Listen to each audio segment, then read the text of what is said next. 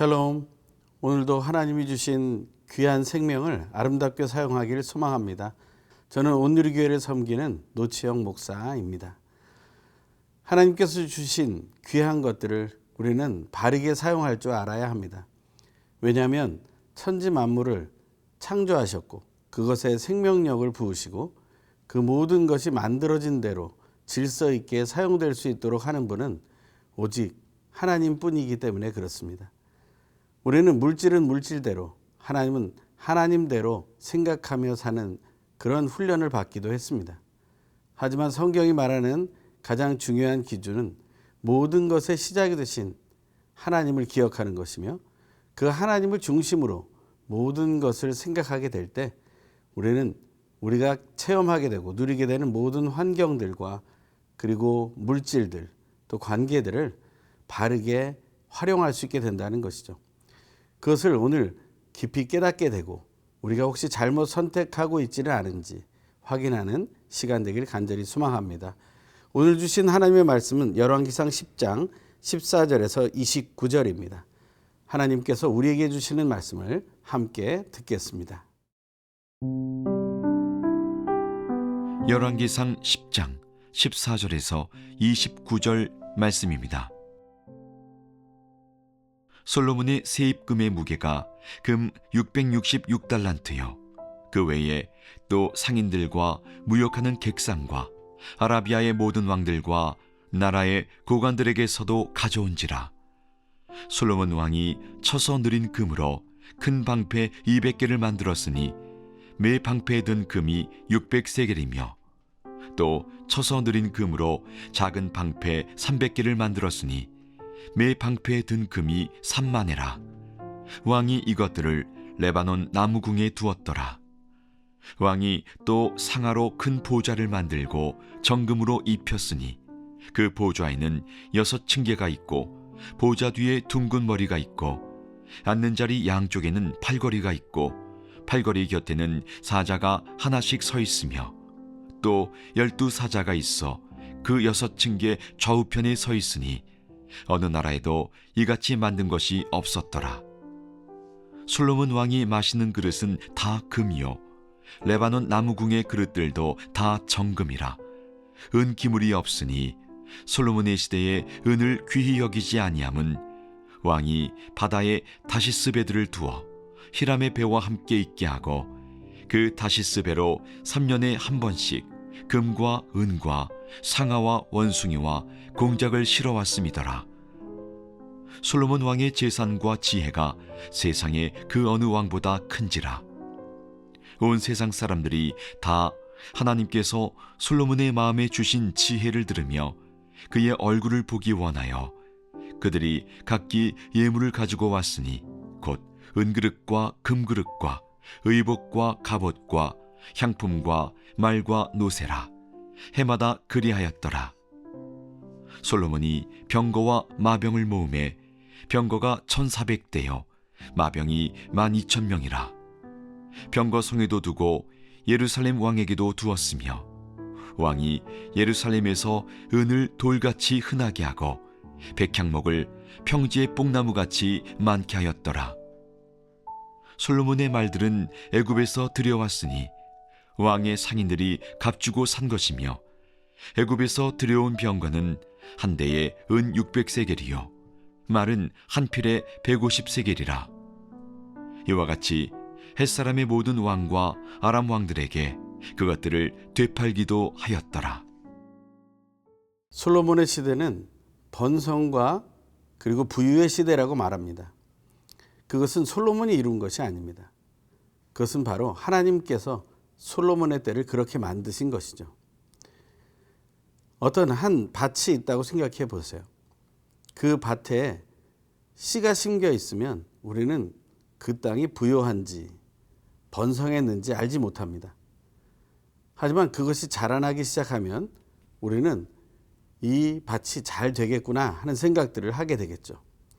결실의 시간이 되면 우리는 진짜 번성한 것과 부유함이 무엇인지를 알게 될 것입니다. 하지만 그 열매들을 다 따고 난 후에 그 밭을 다시 갈아엎게 되고 겨울이 찾아오게 되면 그 땅은 또 황량하게 되는 것이죠. 봄, 여름, 가을, 겨울 중에 어떤 것이 중요한 계절이 되겠습니까? 어떤 상황이 부유와 번성을 상징하는 그러한 때라고 할 수 있겠습니까? 사실 우리가 눈에 보기에는 가을 정도 됐을 때 우리는 부유하다, 번성하다 말할지 모르겠습니다. 하지만 하나님이 보실 때는 모든 순간이 부유하고 번성할 때라는 것이죠. 왜냐하면 모든 것을 지으신 하나님께서 그렇게 온 세상을 질서 있게 이끌어 가시기 때문이라는 것입니다. 우리의 부유함은 소유의 많음에 있지 않습니다. 오히려 우리가 그것을 어떻게 나누느냐에 있는 것이죠. 하나님은 더 큰 사랑으로 우리를 인도해 주고 계신다는 사실을 기억해야 됩니다. 오늘 본문을 읽다 보면 한편으로는 너무나 부럽다라는 생각을 하게 될지도 모르겠습니다. 왜냐하면 어마어마한 금의 이야기가 나오기 때문이죠. 오늘 본문은 이렇게 시작됩니다. 14절부터의 말씀입니다. 솔로몬의 세입금의 무게가 금 666달란트요. 그 외에 또 상인들과 무역하는 객상과 아라비아의 모든 왕들과 나라의 고관들에게서도 가져온지라.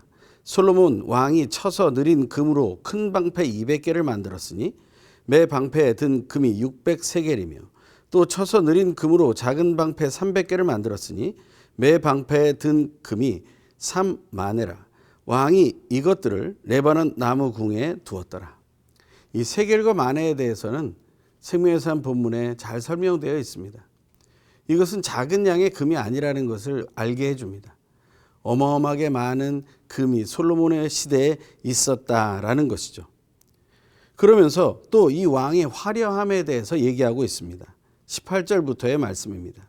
왕이 또 상아로 큰 보좌를 만들고 정금으로 입혔으니 그 보좌에는 6층계가 있고 보좌 뒤에 둥근 머리가 있고 앉는 자리 양쪽에는 팔걸이가 있고 팔걸이 곁에는 사자가 하나씩 서 있으며 또 12사자가 있어 그 6층계 좌우편에 서 있으니 어느 나라에도 이같이 만든 것이 없었더라.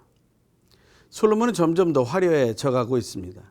빛나는 하나님의 영광을 드러내는 삶이 아니라 스스로가 빛나려 하는 모습으로 변질되어 가고 있다는 것이죠. 21절부터의 말씀은 또 더 큰 이야기를 하고 있습니다. 솔로몬 왕이 마시는 그릇은 다 금이요 레바논 나무 궁의 그릇들도 다 정금이라. 은기물이 없으니 솔로몬 시대에 은을 귀히 여기지 아니함은 왕이 바다에 다시스베들을 두어 히람의 배와 함께 있게 하고 그 다시스베로 3년에 한 번씩 금과 은과 상어와 원숭이와 공작을 실어 왔음이더라. 은이라는 것은 아예 취급도 못 받는 그런 시대였다라는 것이죠. 모든 것이 금이라면 가장 행복하고 아름다울까요? 마이다스라는 왕에 대해서 우린 잘 알고 있죠. 그 왕은 만지는 것마다 금이 되어서 처음엔 행복했지만 자기 딸까지 금이 되어버리자 모든 것을 포기하게 되죠. 그것은 우리의 삶 속에 가장 중요한 것이 아니라는 것을 말해주는 것입니다. 세상에서도 그런 이야기를 하고 있으니 우리의 중심에 무엇이 중요한지를 다시 한번 확인해 보길 바랍니다. 재물이 아니라 하나님 뿐이심을 기억하는 하루 되길 소망합니다.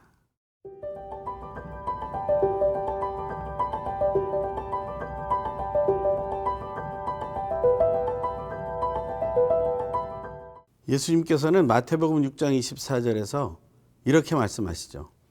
하나님과 재물을 겸하여 섬길 수 없다.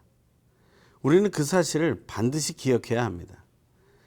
물질 만능의 시대라고 불려지는 이 시대를 살아가는 우리들에게 재물이라는 것과 그리고 하나님이라는 존재, 그것이 늘 저울질되고 있기 때문입니다.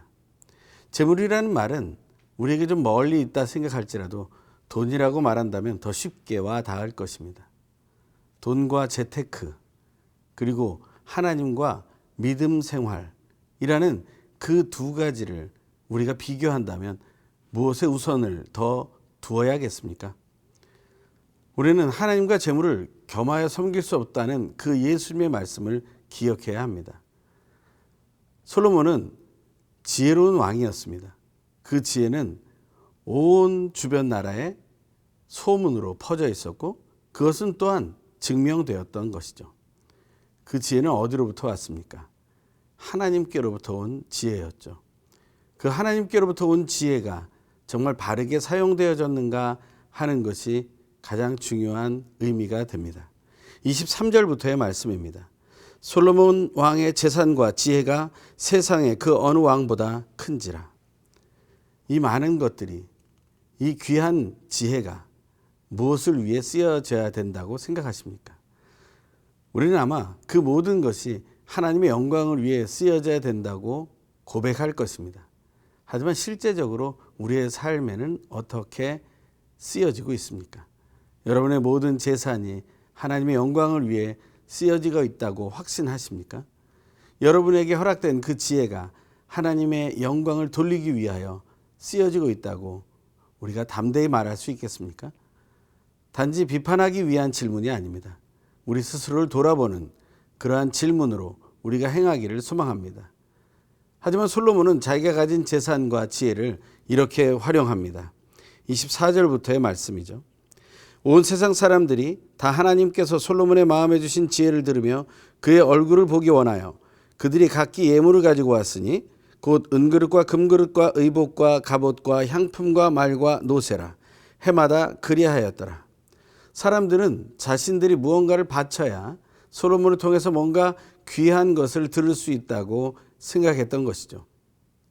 세상에 유명한 리더로 섰던 사람들이 나중에 큰 컨퍼런스의 강사가 되면 그 강사료가 어마어마하다는 이야기를 들었습니다. 그냥 우리가 작은 강의를 하고 받는 그런 강사료와는 비교도 할 수 없을 만큼의 큰 강사료를 받으면서 그들은 자신이 경험했던 리더십의 명성을 다시 한번 확인하는 것이죠. 정말 그것이 바른 것일까?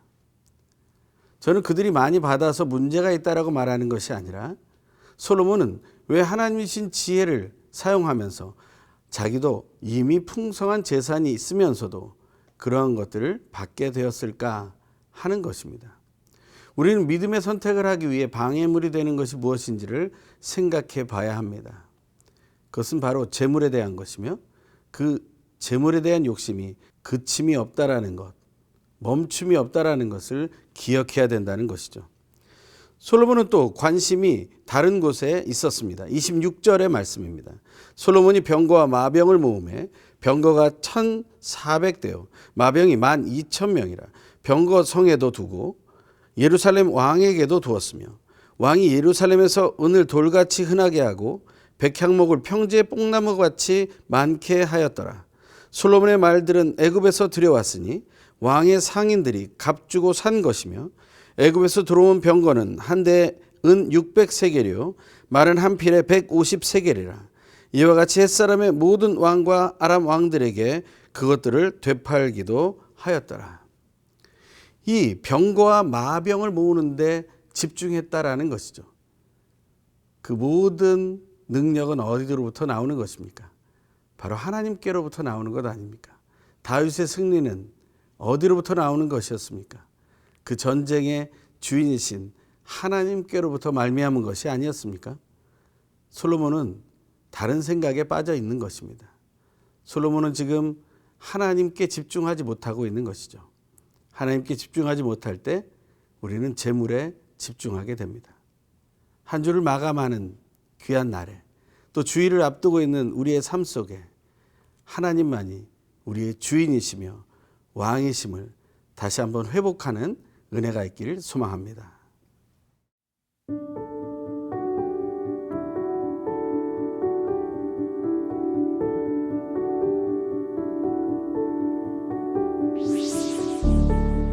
만물 안에서 만물을 충만하게 하시는 하나님, 물질 만능의 시대를 살아가면서 가장 중요한 것은 돈이며 안정적인 재정 상태를 유지하는 것이 행복의 조건이라고 생각이 되지만 모든 것의 주인이시며 만물을 생명력으로 풍성하게 하시는 영원하신 하나님의 말씀만을 붙들고 깨어 있으므로 하나님께서 허락하신 기쁨과 감동을 누리며 승리하게 하소서.